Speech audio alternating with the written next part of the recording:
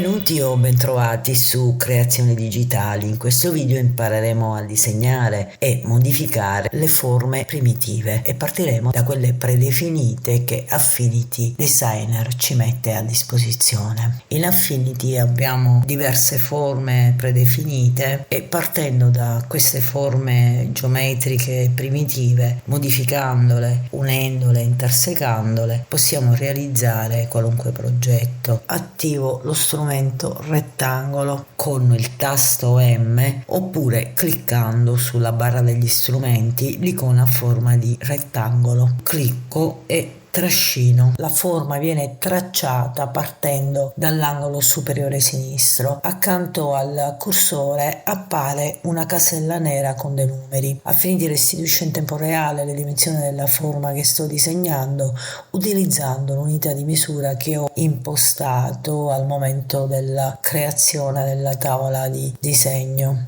Le dimensioni si cambiano dal pannello trasforma, il mio è chiuso, lo apro dal menu finestra. Impostando il valore dell'altezza, della larghezza, è possibile anche bloccare le proporzioni per evitare distorsioni cliccando sulla graffetta situata accanto ai valori in millimetri. Sempre dal pannello trasforma è possibile variare le coordinate X e Y per spostare la posizione del rettangolo sulla tavola di disegno. È possibile inoltre settarne la rotazione e l'inclinazione dai cursori a scorrimento che troviamo nel pannello trasforma. Le stesse operazioni le possiamo fare trascinando con il mouse. Agganciando uno degli angoli, il cursore assume la forma di una doppia freccia curva e possiamo ruotare la forma.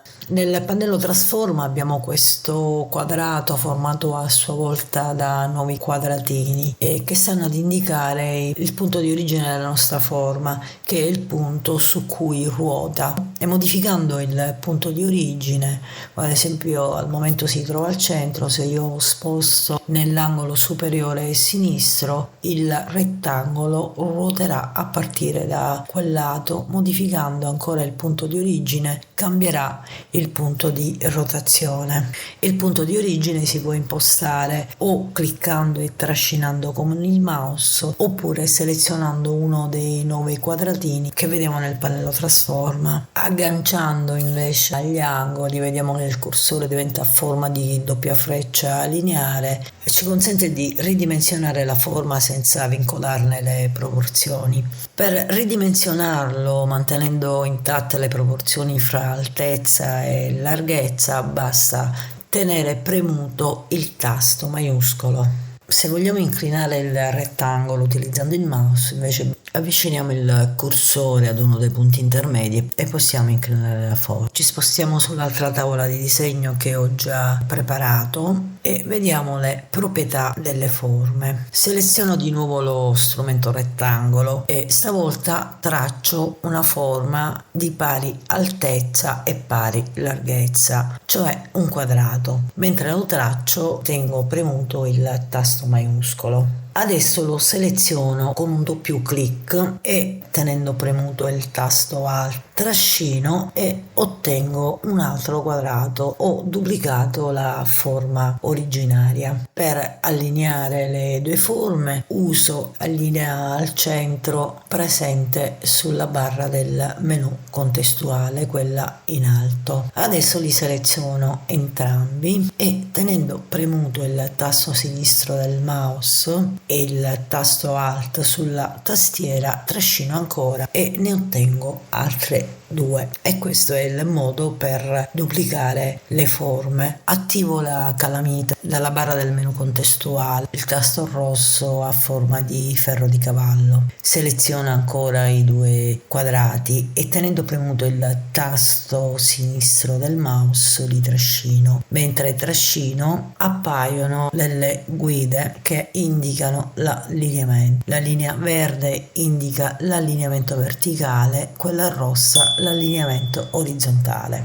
Affinity ci indica anche la distanza, i millimetri in questo caso. Adesso li seleziono tutte e 4 e con l'aiuto delle guide li sistemo perfettamente al centro. Ho già anticipato in un altro video che la barra del menu contestuale, quella in alto sotto la barra dei menu, cambia in base allo strumento attivo. Infatti adesso, selezionando uno dei 4 quadrati, vediamo che cambiano le opzioni. A sinistra troviamo la casella del riempimento e a seguire quella del tratto che abbiamo già visto nel tutorial inerente alla matita. Subito dopo, accanto a destra, troviamo un pulsante a forma di ingranaggio e il pulsante delle opzioni. Clicco e Affinity propone un set di impostazioni da applicare al quadrato. Con il quadrato selezionato, quindi, clicco sulla prima forma e gli angoli del quadrato si trasformano in arrotondati. E sulla forma adesso vediamo un puntino rosso con una barra che possiamo trascinare con il mouse e trasformare ancora la nostra forma, e da quadrato diventa un cerchio. Adesso seleziono il secondo quadrato e scelgo la seconda opzione. In questo caso ottengo un ottagono. Il quadrato si trasforma, ma trascinando ancora la maniglia rossa posso trasformarlo in rombo. Proviamo anche le altre forme. Seleziono il terzo quadrato e clicco sulla terza forma, ottengo un ottagono con gli angoli acuti e arrotondati. Ed è possibile cambiare ancora la forma trascinando la maniglia rossa. Infine provo l'ultimo set sull'ultimo quadrato e ottengo un triangolo con l'ipotenusa arrotondata. È possibile anche creare set di impostazioni personalizzati e poi vedremo come fare. Sarà possibile ancora cambiare o tornare alla forma originaria fino a quando non sarà convertita in curve. Attivo lo strumento tavola di disegno, duplico l'ultima forma, la trasformo di nuovo in quadrato, lo duplico. Ci serviranno 2 forme per il prossimo esempio. Li seleziono, li allineo fra di loro e poi li sistemo al centro della tavola di disegno. Torniamo alla barra del menu contestuale. Accanto a 7 impostazioni che abbiamo appena visto, troviamo l'opzione raggio singolo. Questa opzione determina se le modifiche che vogliamo applicare debbano interessare tutti gli angoli oppure debbano essere diversificate. Tenendo la casella raggio singolo spuntata, apro il menu a tendina dalla casella angolo, cliccandoci sopra e scelgo angolo concavo.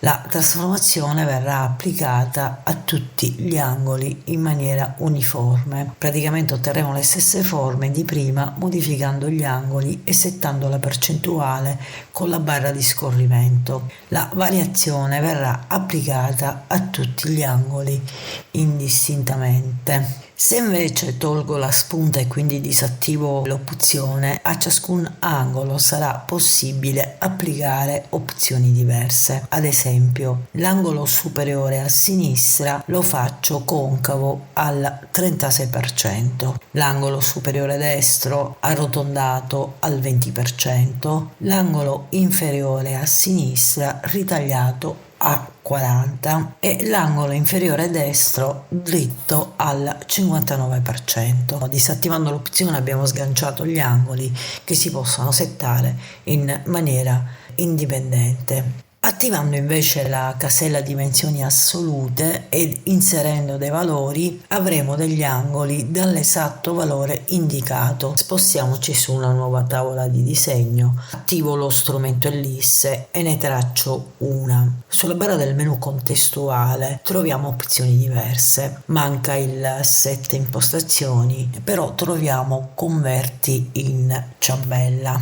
Se clicco e la converto in ciambella torna il set impostazioni con delle opzioni adeguate alla nuova forma. e le caselle per regolare il raggio del foro, l'angolo iniziale, l'angolo finale o l'angolo totale. Pulisco nuovamente il foglio di lavoro e prima di concludere questo tutorial vedremo lo strumento stella e lo strumento spirale. Sulla barra degli strumenti troviamo lo strumento ellisse e lo strumento rettangolo. Per accedere agli altri strumenti invece basta cliccare sulla terza icona, dico la terza perché Affinity memorizza l'ultimo strumento utilizzato, quindi da voi potrebbe essere anche diversa. In ogni caso, cliccando sulla forma che ha la freccia si apre il menu a tendina e vengono fuori i pulsanti degli altri strumenti. Attivo quindi lo strumento stella, ne traccio una, apro di nuovo il set impostazioni e vediamo tutte le forme che si possono dare alla stella, ne assegno una e poi posso settarne il raggio interno, la curva di sinistra, la curva di destra per ottenere altre forme completamente diverse. Vediamo brevemente anche la forma spirale, una forma molto particolare, molto interessante per la costruzione di loghi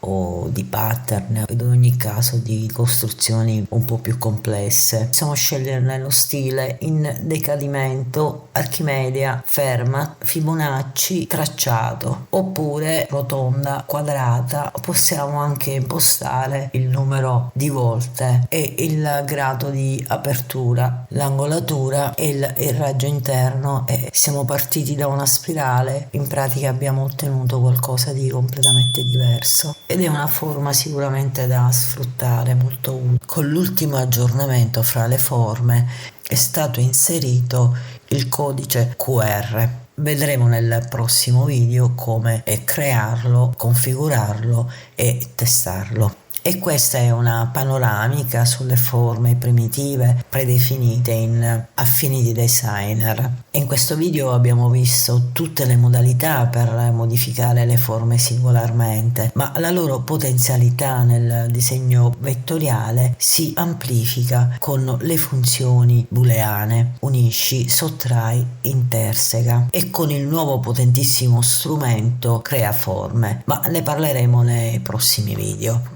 Al momento è tutto, ti invito comunque a lasciare un like, un commento e attivare la campanella e iscriverti al canale. Ci sentiamo puntualmente la prossima settimana per un nuovo tutorial. Ciao!